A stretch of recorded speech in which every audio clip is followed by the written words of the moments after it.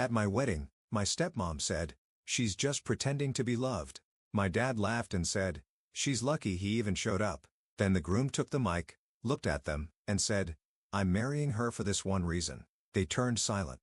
At my own wedding, in front of friends, family, and people I hadn't seen in years, my stepmother leaned in toward my aunt, barely bothering to lower her voice, and said, "She's just pretending to be loved." I heard it. Every word landed like a slap. Before I could process what she meant, my father laughed, actually laughed, and added, "She's lucky he even showed up." I felt my stomach twist. I was standing just a few feet away waiting for the cake to be brought out when their words hit me square in the chest. It was like I had been shoved underwater in a room full of people. The lights were warm. The music was soft. Guests were smiling. But all I could hear was that sentence replaying in my mind. "She's just pretending to be loved." He laughed. He said I was lucky Oliver even showed up. That was my father. The man who once used to carry me on his shoulders, who told me bedtime stories when I was small, who kissed my forehead after I lost my first tooth. But after my mom passed and he married Janice, something in him hardened, or maybe it just changed direction. Either way, I wasn't his priority anymore. I was a loose end from a different life. For years, I tried to earn his approval again.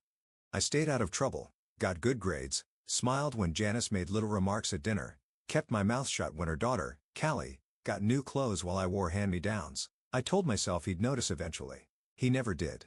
But on that day, my wedding day, I had let myself believe just for once that things could feel whole, that maybe, surrounded by celebration and vows and white lace, my family could show up for me like I'd always dreamed they would. Instead, I stood in my white dress, holding a glass of champagne, and heard my stepmother reduce my relationship to a performance. I watched my father mock my value like I was a joke. I wanted to disappear. Then something happened. Oliver, my husband, my safe place, must have seen my face fall. I didn't even know he was paying attention at that moment.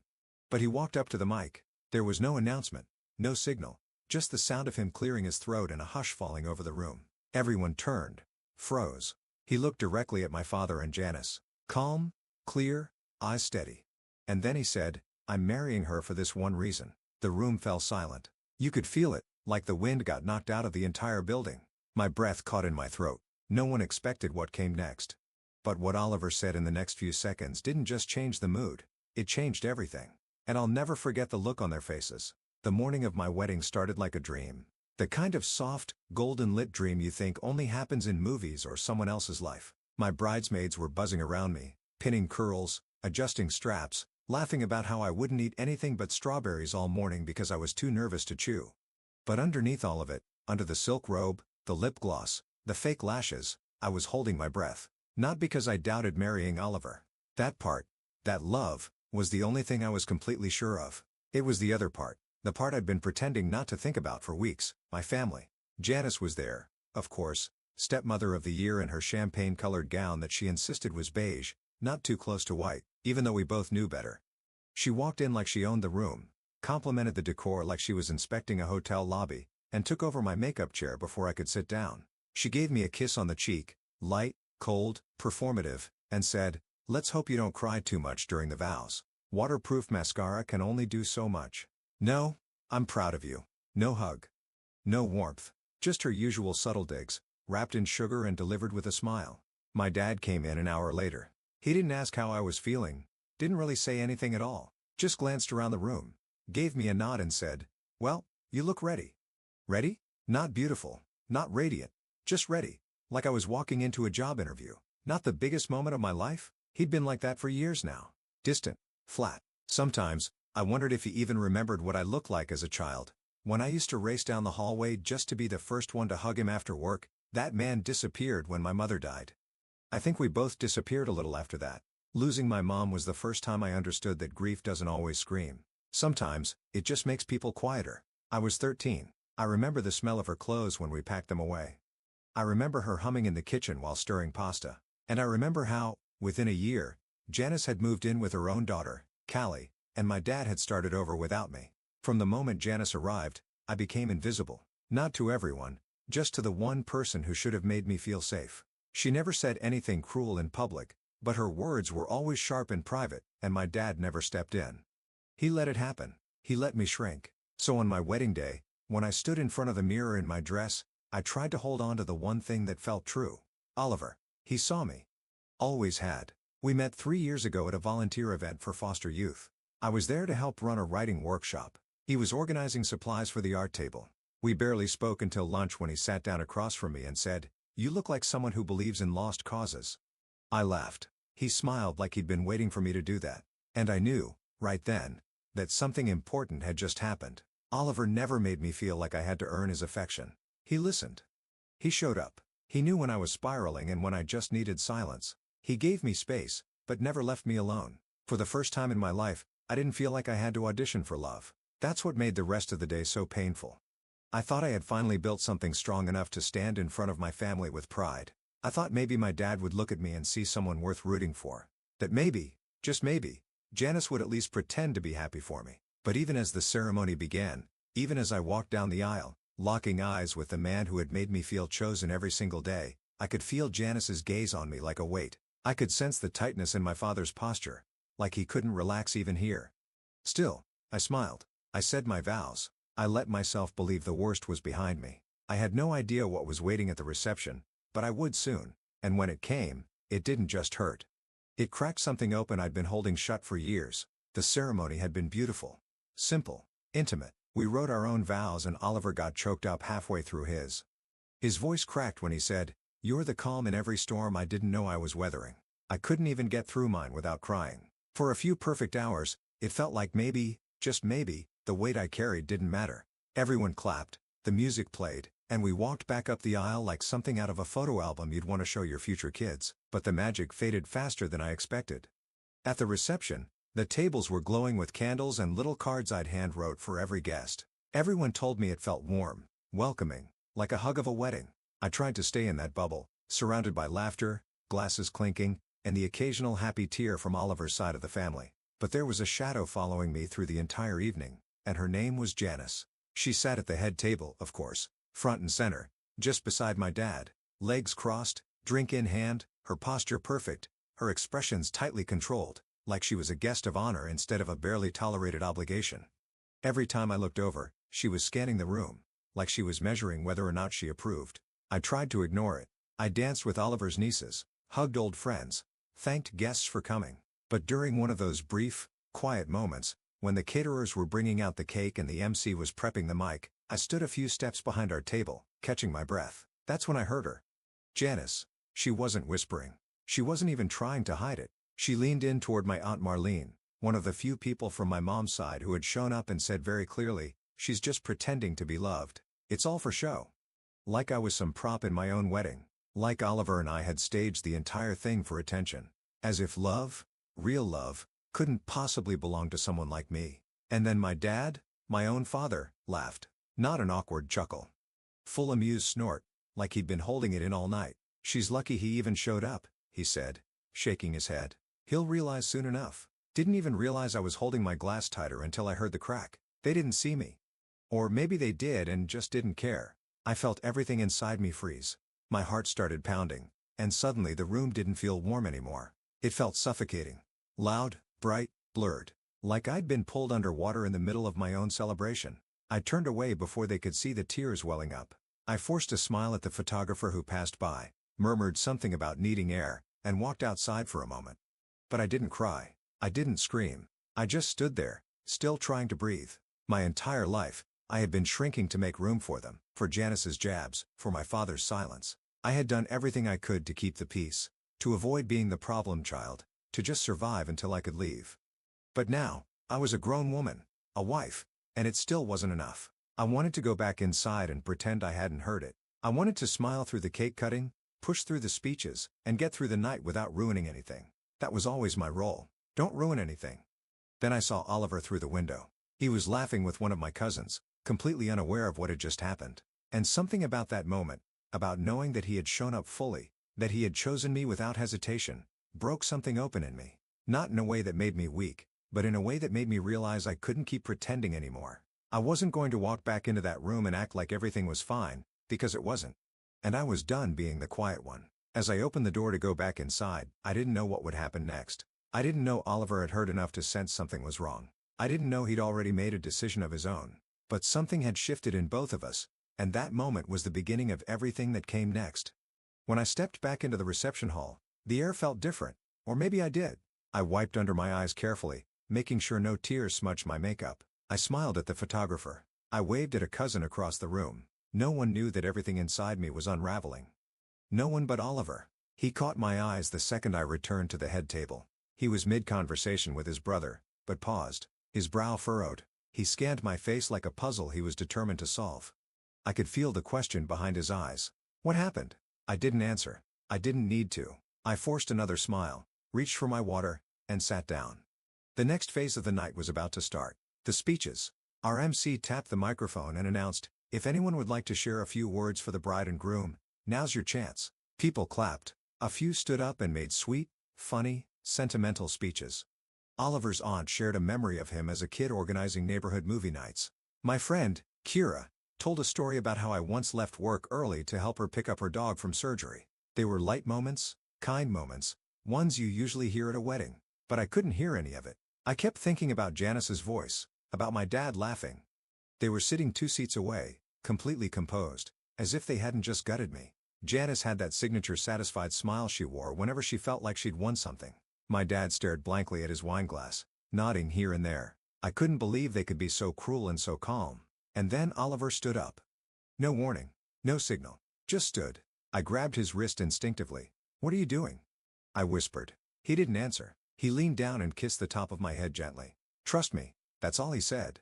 Then he walked to the mic. The room quieted immediately. People expected something romantic or funny, a toast maybe, but he wasn't holding a glass. He wasn't smiling. He looked calm, yes, but something in his shoulders, something in his eyes felt heavier. He took a breath, then looked directly at Janice, at my father. "I wasn't planning to say anything," he began. "But tonight, something's been weighing on me, and I can't sit with it in silence." My heart dropped. I wanted to disappear. I knew where this was going. I also knew there was no stopping him. Oliver turned slightly toward the crowd, but his eyes still lingered on them. "I didn't fall in love with Alara because she's perfect," he said. "I didn't choose her because she's easy or convenient. I chose her because she's real. She's resilient. She carries more pain than most people could handle, and still leads with kindness. I've seen her walk through rooms full of people who dismissed her and still find a way to love them." He paused. "She doesn't just pretend to be loved. She is loved, fiercely, by me, by her friends, by everyone who really knows her." You could feel the ripple moving through the room. "And I didn't show up today because I'm doing her a favor. I showed up because this is the best decision I'll ever make. Because I get to spend my life with someone who fights every single day to be better than the people who tried to break her." He looked directly at my father then. I watched as the blood drained from Dad's face. Just a little. "I'm proud to marry Alara, not in spite of where she came from, but because of it. Because she still loves in a world that hasn't always loved her back." There was silence. No clapping, just stunned stillness. Then Oliver walked back over, eyes locked on mine. He sat beside me and took my hand. I couldn't speak. I just stared at him, heart wide open, trying to hold the weight of everything he had just done. Janice didn't say another word for the rest of the night. My father didn't even look at me. But Oliver? He didn't let go of my hand for 1 second. That moment was the shift, not just in the evening, but in me. Because for the first time in my life, someone didn't just stand beside me quietly, he stood up for me. I don't know if anyone actually applauded after Oliver sat down. I don't remember hearing anything at all. It was like the entire room had gone into a collective silence. Not out of discomfort, but because something sacred had just happened, and everyone knew it. I kept staring at him. He didn't look smug. He wasn't looking around for approval or checking Janice's expression or my dad's reaction. He was just still, steady. Like he had said exactly what he needed to say, and that was enough. And for me, it was more than enough. It was the moment I stopped feeling like I had to shrink. The moment I realized I had married a man who would rather disrupt an entire wedding reception than let me sit with someone else's shame on my shoulders. I glanced across the table. Janice's face was tight. Her jaw clenched just slightly, but she didn't speak. Her glass of white wine was untouched for the first time that evening. Her eyes flicked from person to person, reading the room like she was trying to calculate whether anyone was still on her side. She didn't find much, and my father, he didn't even lift his eyes. He sat there, staring into nothing, lips pressed together like a man who finally realized that silence speaks loudest when it's broken by someone else. That should have felt like justice. But honestly, it just felt sad. Sad that he had a daughter and never really saw her. Sad that I had spent years trying to earn something he never intended to give. And even now, on my wedding day, he wasn't angry or defensive. He was just absent again. I turned back to Oliver. He reached up and brushed a hair from my cheek and whispered, "Okay?" I nodded, barely. But it wasn't just okay. It was everything. After that, something in the room lightened.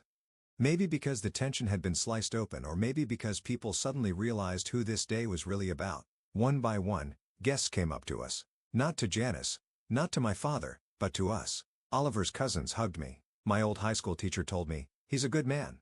"But you're the reason this room feels like love." My friend Maya whispered, "You're not pretending. You're the most loved person in here." And for the first time in my life, I believed it. The rest of the reception felt different.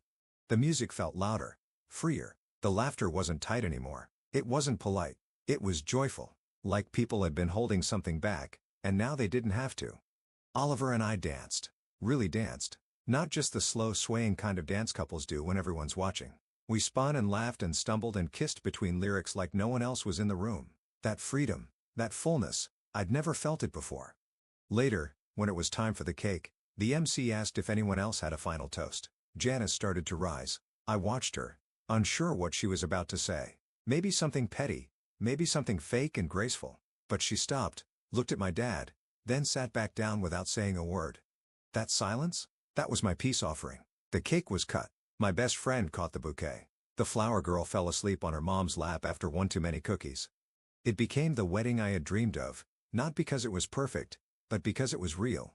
It had heart and honesty and people who saw me clearly, finally. But the real moment, the one I'll carry with me for the rest of my life, didn't come during a dance or a speech. It came in the parking lot after we'd said goodbye to the last few guests. I was standing barefoot on the concrete, holding my heels in one hand and the hem of my dress in the other. Oliver opened the passenger door for me, then paused and said, "You okay?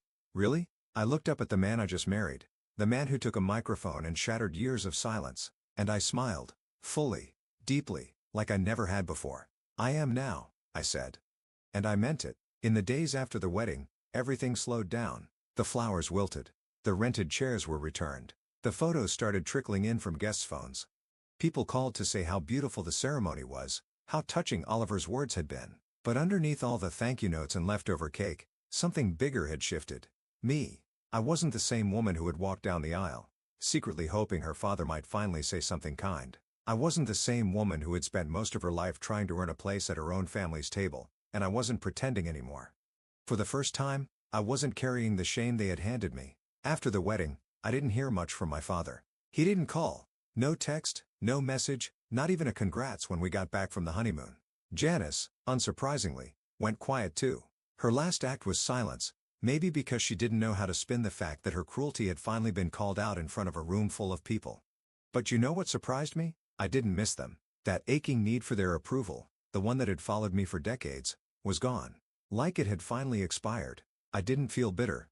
I didn't feel angry. I felt free. I started therapy again, not because I was broken, but because I wanted to understand why I had stayed in that cycle for so long. Why I had let their words shape my worth, why I thought love had to be earned through endurance instead of simply received. I learned that boundaries aren't punishment, they're protection. That family isn't who you're born to, it's who shows up for you when it matters. And most importantly, I learned that being loved truly, deeply, without conditions isn't something you have to beg for. It's something you choose to accept when you stop settling for less. Oliver and I moved into a small house with creaky stairs and too many bookshelves. We hosted game nights, cooked messy dinners, stayed up too late watching bad movies and good documentaries. We didn't talk much about the wedding after the first week, not because we were avoiding it, but because we didn't need to relive it to understand what it meant. But one night, a few months later, as we were sitting on the porch watching a summer storm roll in, Oliver said something I'll never forget. "You know, I didn't stand up that night to defend you," he said, eyes fixed on the horizon. "I stood up because I knew you didn't need defending. You just needed someone to remind the room of who you are." That hit me in the chest because he was right. Somewhere inside me, I had always known who I was. I just kept waiting for someone to say it out loud so I could believe it too. Now I didn't need them to. Not Janice. Not my father. Not anyone. Because I had finally said it to myself. I am enough. I am worthy. I am loved deeply, fully, and without condition. And if someone can't see that, it says nothing about my value and everything about their limits. So to anyone listening, anyone who's ever sat quietly while their worth was questioned, who's ever been told they were hard to love, or too much, or not enough, hear this. You are not the opinion of people too broken to understand your light. You are not a project to be fixed, or a role to be performed. You are not pretending. And you don't have to wait for a wedding or a microphone or a dramatic moment to realize it. You only need one thing: to stop shrinking. That day didn't go how I imagined. It wasn't the perfect glossy fairy tale, but it was honest. It was healing. It was mine. And I wouldn't change a single moment, because that was the day I stopped waiting to be loved and started standing in the love that was already mine. If this story resonated with you, if you've ever felt overlooked, unheard, or underestimated, just know you're not alone. You deserve to be seen. You deserve to be loved for exactly who you are. And if you're still waiting for that moment, I hope this gave you the courage to stop waiting and start believing in your own worth. If you found meaning in this story, please take a second to like the video. It helps so much. And if you know someone who needs to hear this, share it with them. You never know who's silently carrying the same pain. I'd love to hear from you. Drop a comment below. Tell me your story. Tell me what you would have said if you had the mic. And if you want more real, raw, and honest stories like this one, hit subscribe and turn on the bell so you don't miss what's coming next. Thanks for being here. And more than anything, thank you for listening.